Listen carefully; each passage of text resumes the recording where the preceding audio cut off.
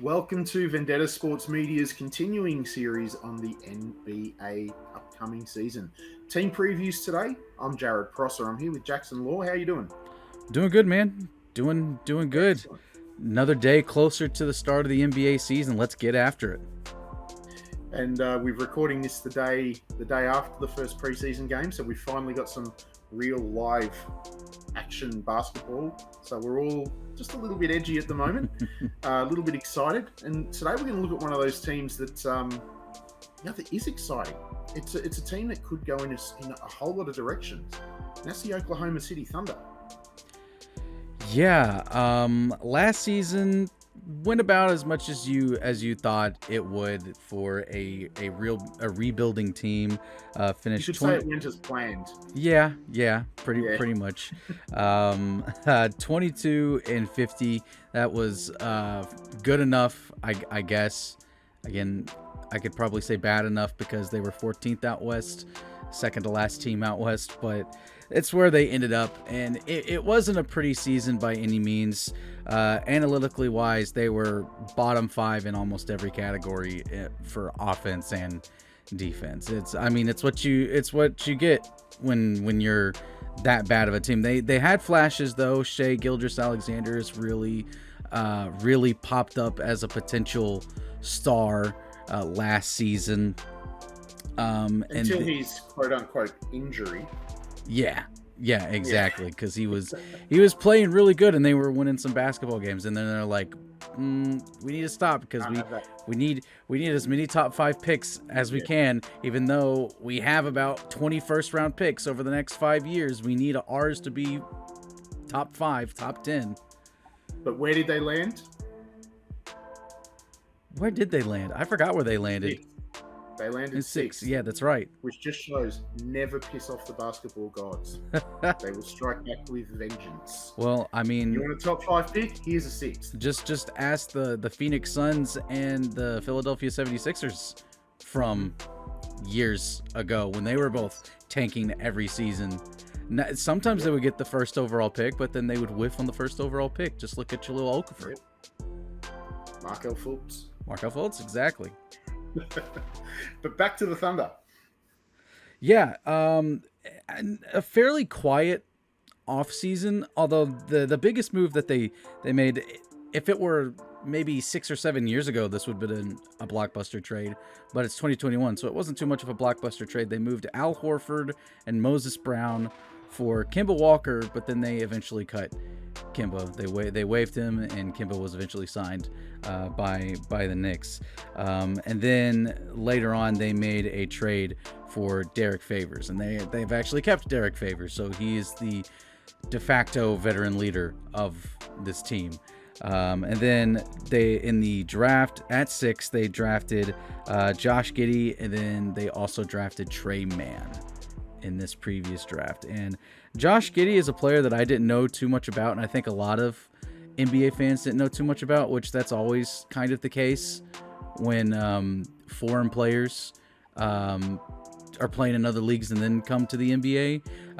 There's just not much exposure, and the casual NBA fan isn't lining up late at night or early in the morning to watch Australian basketball games. Outside of when a Ball brother plays, no. But But I can tell you there was a lot of excitement over Josh Giddey over here. A prodigious talent, and he does come from a basketballing family. His father Warwick was a championship-winning player in his playing days back in the 90s. So there was a fair bit of hype around him coming in, and I can tell you he pretty much lived it well, probably more than lived up to it. Won the Rookie of the Year here in the NBL. I'd have to admit, though, that even me as a staunch Giddey fan and an Australian, from the same city that he's from, even I didn't expect him to go at 6. yeah, and I mean, there were even rumors that my Memphis Grizzlies were going to take him, and everyone was like, why is Memphis doing that? That's a little high to take him. Obviously, Giddey ended up getting drafted before the Grizzlies pick, and the Grizzlies decided to go in a different direction. But, you mentioned we had preseason action last night. The Thunder were one of the teams that had preseason action, and we got our first look at Josh Giddey. and he was looking pretty good. I'm not gonna lie. You can probably attest more to this. I know that you caught some highlights of the game and everything. So what did you see about his game? What's different about from when he was in Australia, when you kind of had a really closer look at him, to his first action in the NBA? The jump shot looks smoother. The mechanics look a bit better, which is probably the biggest thing he needed to improve on. He doesn't have blow-by speed. Like, his first step is not NBA level elite, so he needs to be able to can jumpers. The one thing I did love, and I wasn't sure how it would translate because he, that relative athleticism jump from NBL to NBA, but his ability to fire off passes into tiny little seams, especially off his left hand, which he just turned it into an art form in his one season down here. He was still doing that in that preseason game, and that is the thing that will translate. He is a gifted distributor of the ball. So, for my key player for the Thunder this year, it's no one else. It's Shai Gilgeous-Alexander. He is the centerpiece of this franchise, and he's grown quite a bit in just his 3 years in the league. It's almost looking like the Clippers should have held on to Shai instead of trading for Paul George, because they're kind of playing comparable right now. And if you would think, and also Shai potentially, with being younger, has a lot more years left in him to continue to grow and play at a high level. But there's also the other caveat. It's like, how much could he grow under Kawhi? When he's the guy on a bad team. So there's always without PG, you don't get Kawhi either. Exactly. Yeah. So, excuse me. But lots of growth last season. Averaged 23.7 points a game, career high in 3-point percentage. Shot over 41% first time, and granted, a short career that but he shot over 40% for the first time in his career from three, which is big, showing growth. And then averaged 6 assists a game as well. So not only is he scoring at a pretty good volume, but he is also helping out his teammates at the same time. But what I want to see from him this year, I need to see him carry the load like even more. You hate to put that on a young player in like all these expectations and everything, but he is the face of this franchise. I didn't buy for a second the trade rumors where Sam Presti was offering SGA and some other first-round picks to move up to potentially get Cade Cunningham, because SGA is already an NBA vet, and he's really good, and he is showing some of the most promise of any other young prospect in the NBA right now. And I agree. He's what he is now is the median result for what Cade Cunningham could be. So I don't see why, if he was 30, it's a different matter. But he's 23, I think. Yeah. I don't see. Yeah, I didn't buy those rumors for a second. No, and like I said, he is the centerpiece. He is the face of this franchise. And if he is going to be, and it's still going to be a rebuilding year, so all he really needs to do, he just needs to go out there and just play. He just needs the ball. He just needs to stay healthy, stay on the court, and just grow his game. He's, I won't feel bad or upset if he takes 30, 35 shots a game, because guess what? That probably gives him the best chance to win, honestly. Well, it's either him or Lou Dort, isn't it? So as much as Dort's improved, I'd rather SGA have the ball. So that might be one of the easiest calls you'll have to make through this whole preview series. Who is OKC's key player? But one of the hardest is, who is Oklahoma City's X Factor? The X Factor is the young core that the Thunder have. Now, I've kind of said it, or at least hinted at it a couple times in this, but this is still a rebuilding year. The Thunder are still going to be a bad basketball team. Okay, they do not have world beaters on their roster. Okay, SGA is a borderline all-star. He looks to be trending in that direction. Lou Dort, breakout player a few years ago. Out of nowhere, just bursted onto the scene and has become a key piece on this Thunder team. But then you've also, you've got rookies in Giddey, in Man, and then you have a massive project in Pokusevski. I hope I'm saying that name right. The 7 foot tall, skinny, 3-pointing. 2-guard.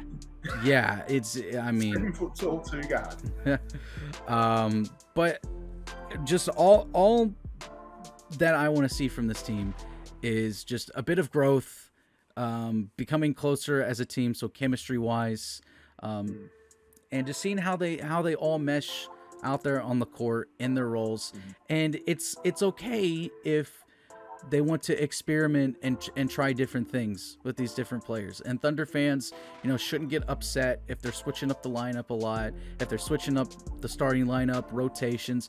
They shouldn't be, because this is a rebuilding team. These are young players who still have to grow into themselves as NBA players. And it's going to look ugly, and it's going to get ugly at some points, but that's a part of the growing pains of a rebuilding franchise. Yeah, absolutely. So given that, I guess the entire young core of this team is your X factor, is there something specific within the playing group, the coaching group, something around the team that's taken your interest, something that you're looking forward to seeing this season?